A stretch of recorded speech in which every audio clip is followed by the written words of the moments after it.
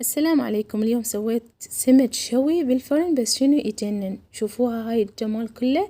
الصلصة مالتها بس بنص طماطاية.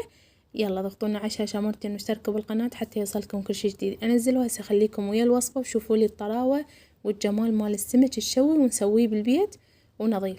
هسه نسمي بالرحمن حبايبنا. عندي هنا السمكة غاسلتها غسل نظيف ومنشفتها زين.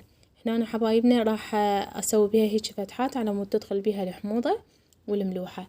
طبعا انا استخدمت السمكة كيلوين ونص. يفضل انه السمكة تكون شوية وزنها من كيلوين الى كيلوين ونص العفو على ما تطلع وياكم تجنن. هنا نص طماطاية. طبعا انا ما استغنى عن الطماطة بالسمك الشوي تعطينا طعم كلش طيب. نفركها مثل ما شفتوا. هنا ملح خشن راح يعطينا هم نكهة كلش طيبة. وندخلها الفرن على درجة حرارة من 200 من فوق وجوا الى ان تاخذ هذا اللون الاحمر الحلو. راح ادخل عليها شرائح الطماطة والبصل. والف عافية حبايبنا، جربوها كلش طيبة.